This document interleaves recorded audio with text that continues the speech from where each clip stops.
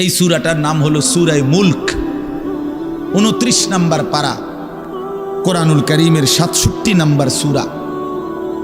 এই সূরাটার নাম হচ্ছে সূরা মুলক।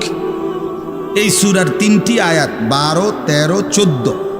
এই 3টি আয়াত আমি আপনাদের সামনে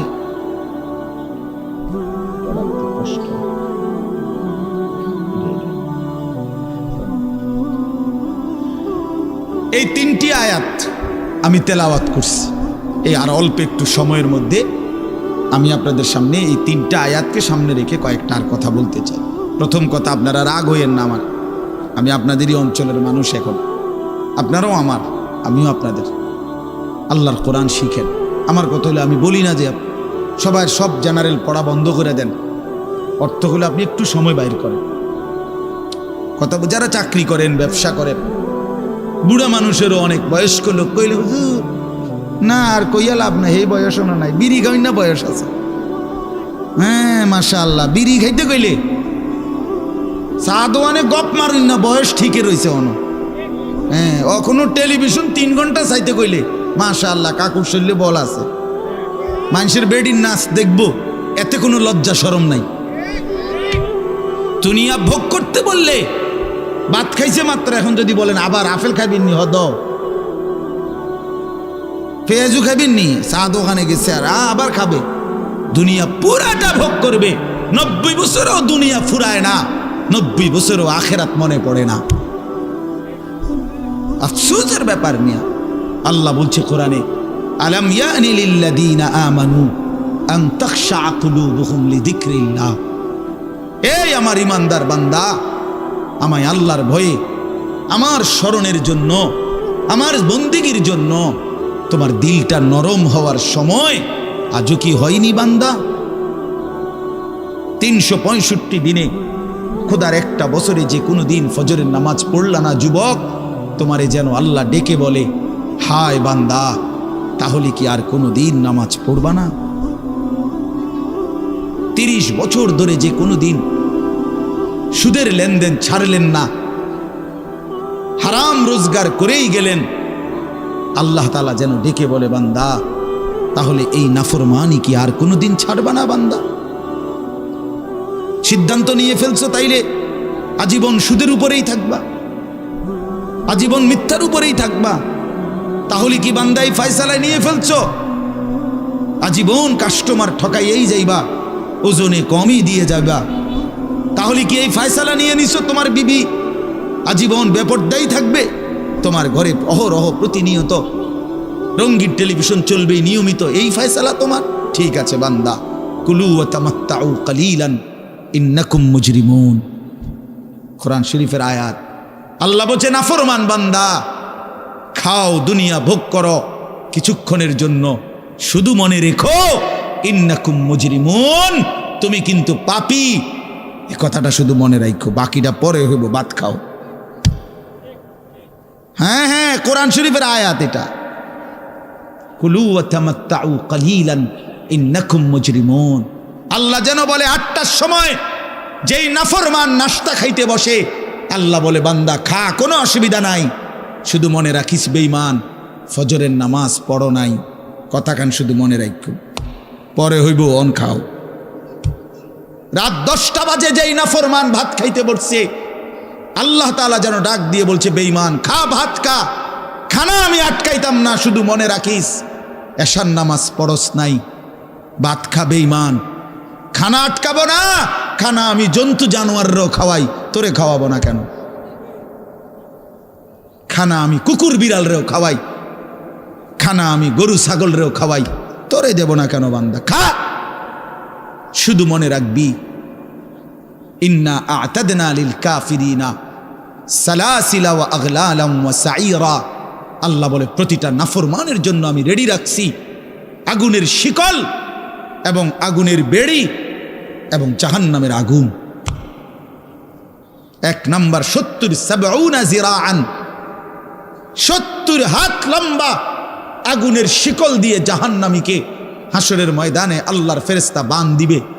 1 2 নাম্বার 2টা হাত। দোস্ত দেখেন শুধু আমার দিকে, সূরা ইয়াসিনে আছে, ইন্না জাআলনা ফি আ'নাকিহিম আগলালান ফাহিয়া ইলাল আযকানি ফাহুম মুকমাহুন। এটার অর্থ হলো এই যে হাসরের ময়দানে প্রত্যেকটা পাপী নাফরমানকে ফেরেশতা দুই হাত আলগি দিয়া এইভাবে ঘাড়ের সাথে বান দিয়া ধইরা এই দুই থুতনির নিচে দুই হাত এভাবে দিয়া এইভাবে বান দিয়া রাখবে। আল্লাহর কসম, রব্বে কাবার কসম করে বললাম, এইভাবে বান দিবে। আর কোনোদিন বেঈমান চোখটাও নিচের দিকে নামাইতে পারবে না, কারণ এই থুতনি তো উঠাই দিছে উপরের দিকে, এটা দিয়ে ঠেলা দিয়া। এটা অর্থ হলো আগলা আলাম। এই আয়াতের সূরা ইয়াসিনের এই আয়াতের অর্থ এটাই, ইন্না জাআলনা ফি আনাকিহিম আগলালান। আল্লাহ বলছে বান্দা আমি দেখাবো। আল্লাহ ডাক দিয়ে বলে ভাইয়া আমারও তোমারও, জওয়ানকেও বুড়োকেও। আল্লাহ বলে বান্দা কি মনে করছো আমি রহমান না? ঠিক আছে, তুমি কি এটা শোনো নাই আমি যে কাহার? তুমি তো শুনছো আমি রাহিম, তুমি কি শোনো নাই আমি জব্বার? আমি জুনতিকাম, আমি প্রতিশোধ গ্রহণকারী। আমি সারিউল হিসাব, দ্রুত হিসাবকারী। আমি জব্বার, আমি প্রবল প্রতাপান্বিত। কাহার, আমি মুতাকাব্বির, আমি বারি।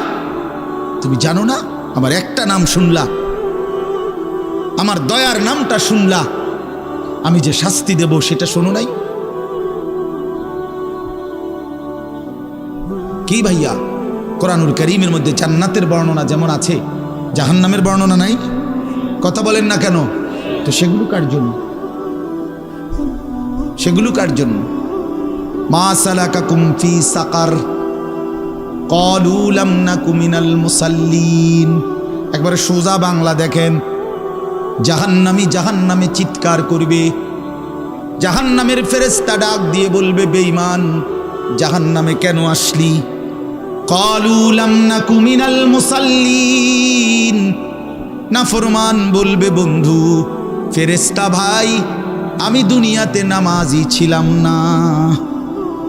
কি ছিলাম না? সরাসরি কোরআনের আয়াত। আল্লাহ বলেন ওয়াইলুন ইয়াউমাইদিল লিল মুকাদ্দিবিন।